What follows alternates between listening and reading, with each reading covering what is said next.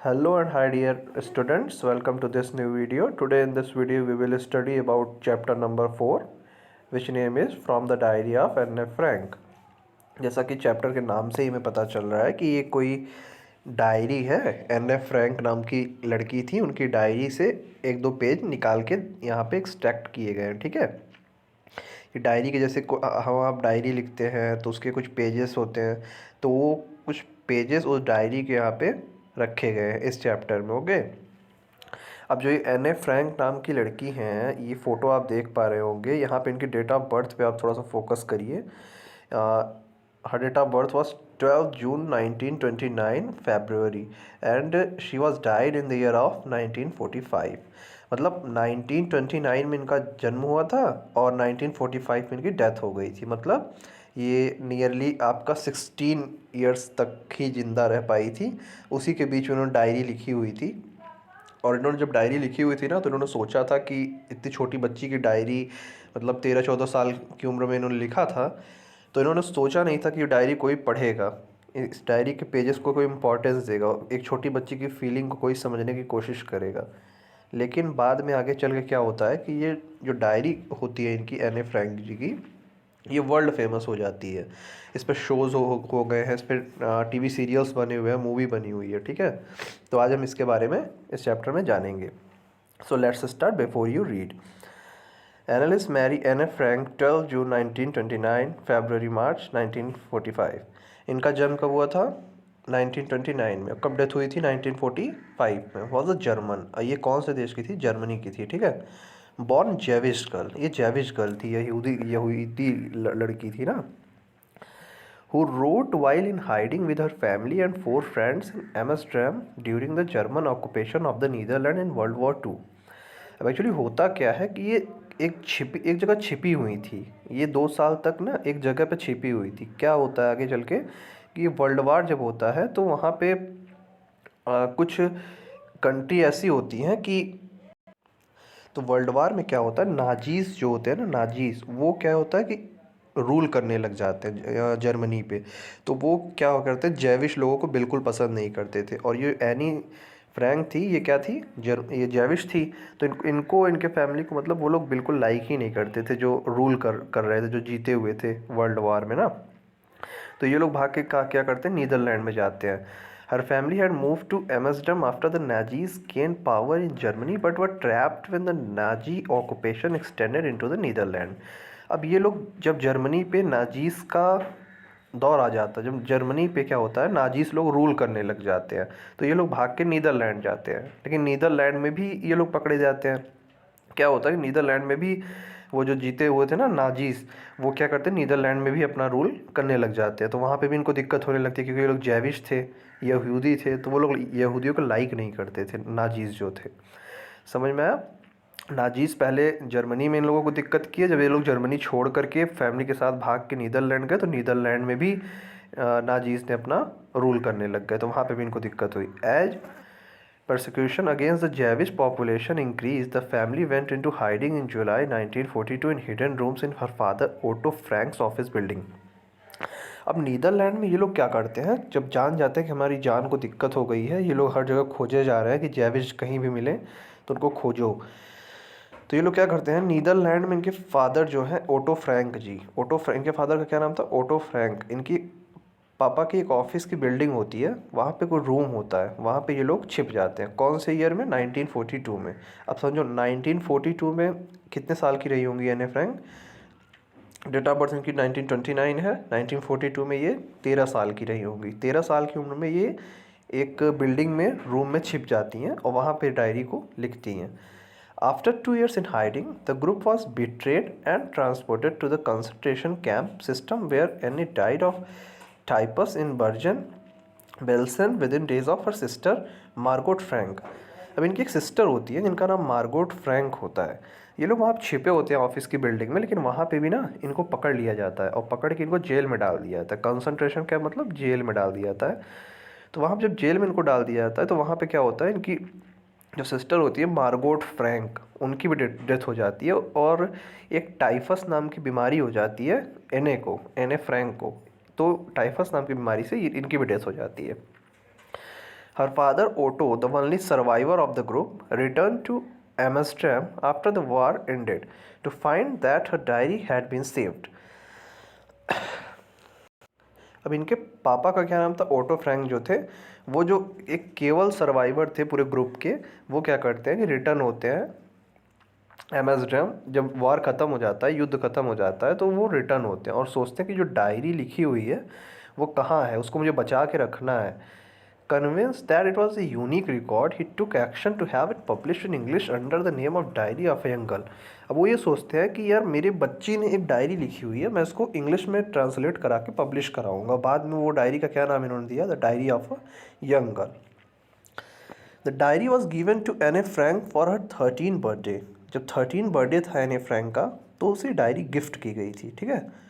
And chronicles the events of her life from 12 June 1942 until its final entry of 1st of August 1944। और जो 2 साल तक इन्होंने diary को लिखी थी, जब तक फाइनल एंट्री एनी ने की थी, 1942 से लेकर 1944 तक इन्होंने डायरी जो लिखी थी, वहाँ तक का जो इनका सफ़र था उसको उन्होंने संजो के रखा, केप्ट रखा safely. It was eventually translated from its original Dutch into many languages and become one of the world's most widely read books. अभी कई लैंग्वेज में ट्रांसलेट की गई और बहुत ही ज़्यादा फेमस हुई वर्ल्ड वाइड। इसको बहुत लोगों ने पढ़ा, बहुत लोगों ने अप्रिशिएट किया इनकी डायरी को। There have also been several films, television and theatrical production and even an opera based on the diary. Opera means जैसे नाटक सीरियल्स आते हैं ना, तो सीरियल्स भी आए, थिएटिकल प्रोडक्शन भी हुआ, टेलीविज़न पे भी डायरी के पेजेस बहुत ज़्यादा पॉपुलर हो गए। बल्कि एक बच्ची ने जो कि वहाँ से भागी हुई थी, नीदरलैंड में एक कमरे में छिपी हुई थी, 2 साल तक वो वहाँ पे रहना पड़ा उन लोगों को। इतनी छोटी सी बच्ची 13 साल की, उसने डायरी को लिखा और इतना ज़्यादा फेमस हुआ कि उस पर प्रोडक्शन बने, फिर सीरियल बने, मूवी बनी, बहुत ज़्यादा उस फेमस होती चली गई। वर्ल्ड वाइड इसको बहुत अप्रिशिएशन मिली, ठीक है। Described as the work of a mature and insightful mind, the diary provides an intimate examination of daily life under Nazi occupation। अब इसको क्या होता है कि नाजी ऑक्यूपेशन कैसा था वहाँ पे, इसको पूरी डेली लाइफ के अंडर में इस डायरी में दिखाया गया था। Anne Frank has become one of the most renowned and discussed of the Holocaust victim. तो इस डायरी में नाजी का ऑक्यूपेशन कैसे उन्होंने रूल किया था वो सब कुछ बताया गया था। एनी फ्रैंक जो थी, वो क्या हुआ था कि वो सबसे ज़्यादा मतलब एक विक्टिम थी, एक ऐसी गवाह बन के सामने आई। होलोकॉस्ट मतलब विध्वंस की गवाह बन के आई, कैसे सब कुछ बर्बाद हुआ था वहाँ पे युद्ध में। उन सब चीज़ों के बारे में एनी फ्रैंक ने बहुत ही ज़्यादा बारीकी से इसमें बताया हुआ है। So okay, so I think you have undertaken that what is inside the chapter and what we are going to study about that, okay। so ये चीज़ें हम इसमें चैप्टर में डिस्कस करेंगे। अब हम कहाँ चलेंगे? एनी फ्रैंक के डायरी के पेजेस पे, जो कि वर्ल्ड वाइड बहुत फेमस हुए हैं। आइए देखते हैं कि उस पेजेस में ऐसा क्या लिखा हुआ है एनी फ्रैंक ने। फ्रॉम हियर एवरी लाइन, जो भी हम लाइन यहाँ पे डिस्कस करेंगे वो क्या है, वो एनी फ्रैंक ने लिखी हुई है, ओके। एनी फ्रैंक की खुद की लिखी हुई लाइन है। अब यहाँ से एनी फ्रैंक एक्सप्लेन करेंगे चीज़ों को। Writing in diary is a really strange experience for someone like me. अब एनी फ्रैंक जी क्या कह रही हैं? एनी फ्रैंक कह रही हैं कि राइटिंग इन अ डायरी, कुछ भी डायरी के अंदर लिखना बहुत ही अलग अनुभव है मेरे लिए। तो अब देखो, 13 साल की बच्ची है, कितनी छोटी बच्ची है, वो कैसे डायरी में अपनी फीलिंग्स लिख रही है, ओके। तो उन्होंने ये कहा कि बहुत स्ट्रेंज लग रहा है मुझे, बहुत डिफरेंट लग रहा है। Not only because I have never written anything before but also because it seems to me that later on neither I nor anyone else will be interested in the musing of a 13 years old school girl. Music mean feelings.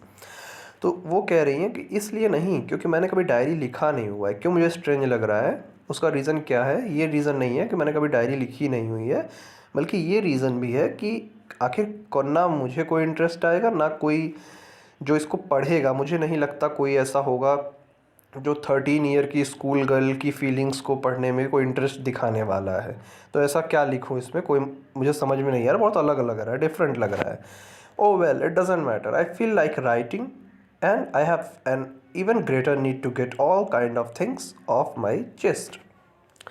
उन्होंने कहा कि कोई बात नहीं, ये सब मेरे लिए मायने नहीं रखता, it doesn't matter. I feel like writing, मुझे लिखने का मन कर रहा है, और इससे भी ज़्यादा ये रीज़न है कि मुझे अंदर से फीलिंग आ रही है कि मुझे लिखना है, इसलिए मैं लिखने जा रही हूँ। और भले डिफरेंट लग रहा है, भले इससे कोई पढ़े ना पढ़े, भले इसमें कोई इंटरेस्ट दिखाए या ना दिखाए, लेकिन मैं लिखूँगी क्योंकि मेरा मन कर रहा है। अब यहाँ पे एक लाइन उन्होंने बोली है, paper has more patience than people.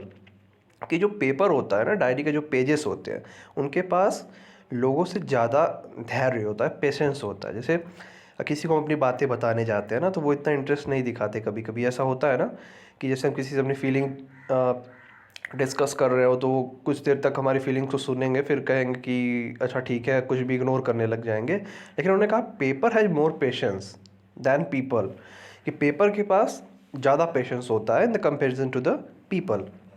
I thought of this saying on one of those days when I was feeling a little depressed and was sitting at home with my chin in my hands, bored and listless, wondering whether to stay in or go out.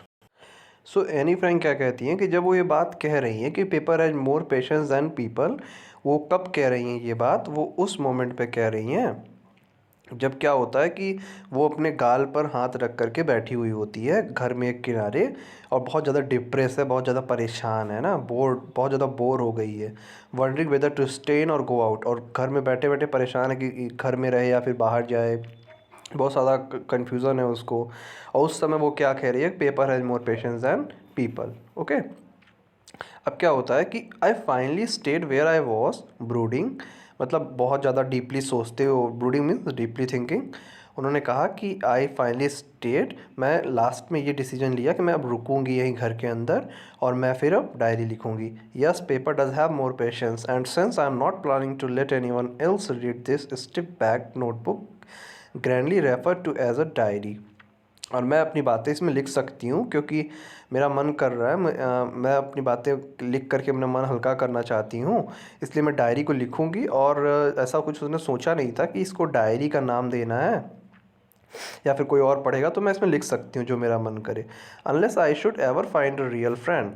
और diary लिखने की ज़रूरत क्यों पड़ी है? क्योंकि उसके पास कोई रियल फ्रेंड नहीं है। रियल फ्रेंड मीन्स जिससे वो अपना सब कुछ शेयर कर सके, एक अपनी मन की बातें शेयर कर सके, ऐसा कोई उसकी लाइफ में नहीं है। तो उसने डायरी को चूज़ किया कि मैं डायरी के पेजेस में अपनी फीलिंग्स लिखूँगी।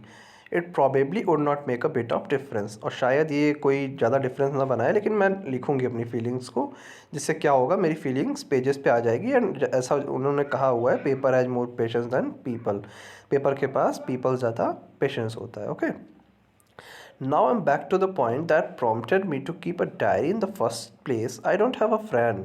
और अब उन्होंने बताया कि अच्छा, अब एक बात मैं आप लोगों को बताती हूँ कि मैं डायरी लिखना क्यों शुरू कर रही हूँ। उसका सबसे बड़ा रीज़न ये है कि I don't have a friend, मेरे पास कोई फ्रेंड नहीं है। Let me put it more clearly, और मैं आपको एकदम क्लियरली बता देती हूँ। Since no one will believe that a 13-year-old girl is completely alone in the world, कोई भरोसा तो नहीं करेगा कि 13 साल की लड़की का कोई फ्रेंड नहीं है इस दुनिया में। एंड आई एम नॉट, ऐसा है भी नहीं कि मेरा फ्रेंड नहीं है। I have loving parents and 16-year-old sister, कि वो कह रही है कि मैं अकेले नहीं हूँ, मेरे लविंग पेरेंट्स हैं, 16-year-old एक सिस्टर भी है। And there are about 30 people I can call friends, और नियरली 30 पीपल ऐसे हैं जिसे मैं फ्रेंड का नाम दे सकती हूँ। आई हैव फैमिली, मेरे पास फैमिली भी है, लेकिन फिर भी वो अकेली क्यों है? Loving aunts and good home, और एक लविंग आंट है और अच्छा सा कमरा, अच्छा सा घर है। अच्छा, जब इतना कुछ है तो वो अकेली क्यों है? उन्होंने क्यों ऐसा कहा कि I am feeling alone? No, on the surface I seem to have everything, मुझे ऐसा लगता है, जैसा ऊपर से दिखता है कि मेरे पास सब कुछ है except my one true friend. लेकिन अंदर से मुझे पता है कि मेरे पास एक कोई मेरा ट्रू फ्रेंड नहीं है। ट्रू फ्रेंड मीन्स जिससे हम अपना सब कुछ डिस्कस कर सके, यू नो, अपनी सारी फीलिंग्स, अपनी सारी प्रॉब्लम शेयर कर सके ना, ऐसा कोई भरोसेमंद इंसान उसके पास में नहीं है। All I think about when I am with friends is having a good time. जब भी मैं फ्रेंड्स के साथ होती हूँ तो मैं सोचती हूँ कि मेरे पास अच्छे अच्छे टाइम मैं उनके साथ बिताऊँ। I can't bring myself to talk about anything but ordinary every day things. मैं उनके साथ में सब कुछ बातें कर लेती हूँ, जैसे नॉर्मली बातें होती हैं सब फ्रेंड्स में, वो सारी बातें हो जाती हैं। We don't seem to be able to get any closer and that's my problem. लेकिन बहुत ज़्यादा हम एक दूसरे से क्लोज नहीं हो पाते, और यही सबसे बड़ी प्रॉब्लम है जिससे कि मुझे डायरी लिखने का मन कर रहा है। Maybe it's my fault that we don't confide in each other, शायद ये मेरी ही गलती हो कि हम confide me to tell personal things privately to a person that one trust. Confide में जैसे हम किसी पे भरोसा करते हैं ना, अपनी प्राइवेट चीज़ें भी किसी को बता देते हैं कि जैसे जो हमारी लाइफ के बहुत सीक्रेट्स हों वो सब भी हम शेयर कर सकें। तो एनी फ्रैंक क्या कह रही है कि हो सकता है मेरी प्रॉब्लम हो कि मैं ऐसे लोगों से, मतलब ऐसे किसी से क्लोज नहीं हूँ जिससे कि मैं अपनी सारी पर्सनल बातें भी शेयर कर पाऊँ। In any case that's just how things are and unfortunately they are liable to change. This is why I have started the diary. और यही सब रीज़न है कि मेरे पास कोई फ्रेंड नहीं है, कोई भरोसेमंद इंसान नहीं है जिससे कि मैं सब कुछ शेयर कर सकूं, इसीलिए मुझे डायरी लिखने की नीड पड़ी है और I am going to start to write a diary. So here we have studied कि एनी फ्रैंक ने जब वर्ल्ड वार में वहाँ पे नीदरलैंड में ये फंसी हुई थी एक रूम में, ये उनकी फैमिली, तो वहाँ पे इन्होंने 2 साल के ड्यूरिंग में कहीं बाहर जा भी नहीं सकती थी ना, तो वहाँ पे इन्होंने एक डायरी लिखी हुई है। ठीक है, अब डायरी क्यों लिखी हुई है? क्योंकि इनका कोई ऐसा फ्रेंड नहीं है, बन भी नहीं सकता था फ्रेंड, क्योंकि वहाँ पे वर्ल्ड वार चल रहा था, तो ऐसे में फ्रेंड बनना मुश्किल था कुछ दिनों तक। तो वहाँ पे इन्होंने एक डायरी लिखी हुई है। जस्ट इनकी एज क्या थी? 13 ईयर्स थी। Okay, so what has she written in that diary we will study in the next video. Till then see you, take care.